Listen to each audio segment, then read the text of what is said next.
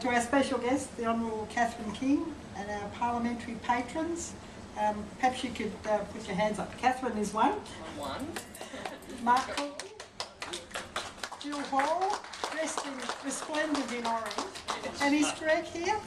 I haven't seen him. Not yet, I've got it. Greg Hunt is our fourth missing in action.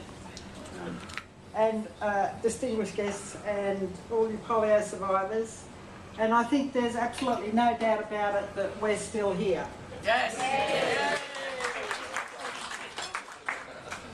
The last time I spoke here was, we were actually supposed to be in this room, but we got gazumped by an Indonesian delegation and we were actually out in members and guests. So, but the last time I was here we were launching the Friends of Polio Survivors. And I spoke then about the challenges facing polio survivors, and I'm going to recap on those very briefly because really this is what led to the development of this module. So the challenges, as I see them, only four, is for polio survivors to have their symptoms recognised as being attributable to the late effects of polio, to be treated appropriately by knowledgeable health professionals, to be taught how to self-manage their chronic condition, and to get the support required to stay living in the community, out of hospitals and nursing homes, and to continue as valued members of society. Do you think that about covers it? So, to take an important step in addressing these challenges, we're here today to launch a new resource for healthcare professionals, which is called the Late Effects of Polio Introduction to Clinical Practice. The resource is designed to be an online module and will be accessible to all health professionals, initially through Polio Australia's website, but with the intention of promoting it to other health-specific websites in the near future. And being an electronic module means it can be updated as required. Now, the Late Effects of Polio Introduction to Clinical Practice was conceived by Polio Australia, was written by health professionals who generously volunteered their time and expertise.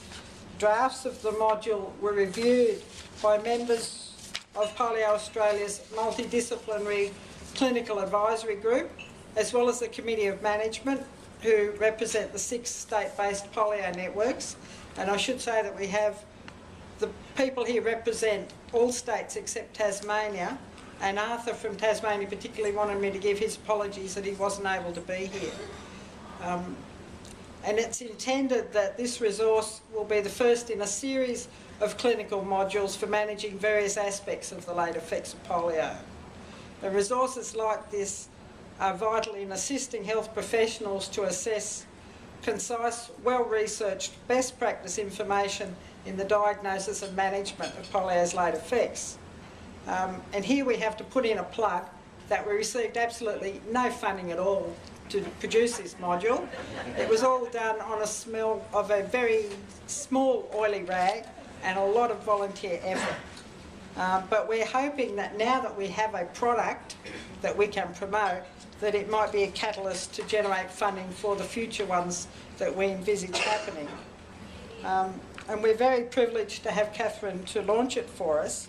But just before I invite her to do so, I just wanted to read out a couple of quotes which, if I go back here, sorry, a couple of quotes that from people who would benefit most from having this module available.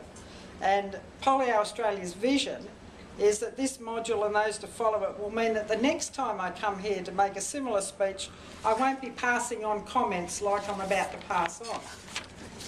The first one, I have battled for years with medicos telling me there's nothing wrong with me, even though I have such a variety of ailments. For about 12 years now, my muscles have been deteriorating. It was impossible to get proper diagnosis. The specialists I saw insisted there was no such thing as post-polio syndrome.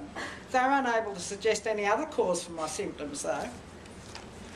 I had been suffering from depression over the relapse in my condition, and not knowing what was happening to me physically led to me feeling quite suicidal at times, and I was very angry at doctors who dismissed my pain and spasming as psychosomatic and not a medical condition at all. When eventually my condition was diagnosed as post-polio syndrome, this was such a relief that what was wrong with me really had a name and that no longer was I suffering alone. One of the biggest problems facing polio survivors is it is a condition of the past. Many doctors have no experience treating it. A lot of doctors are younger. They haven't seen polio and they call it arthritis or headaches or chronic fatigue. At the same time, you feel they are putting it down to hypochondria. For most of my life, I don't believe any doctor I've ever seen has had much knowledge of the effects of polio and the effects that it continues to create. The need for understanding our post-polio problems and needs is long overdue. Just recently I had to see a local doctor, not my usual one, and he told me that there's no polio in Australia. I asked, why then do you think I'm in this wheelchair? He didn't answer me and wouldn't listen when I tried to tell him about the late effects and post-polio syndrome. So that's just a few quotes, and there's lots more, but that's just a few that encapsulates what we're all about and why we've produced this module. So I'd now like to hand over to Catherine to officially launch it.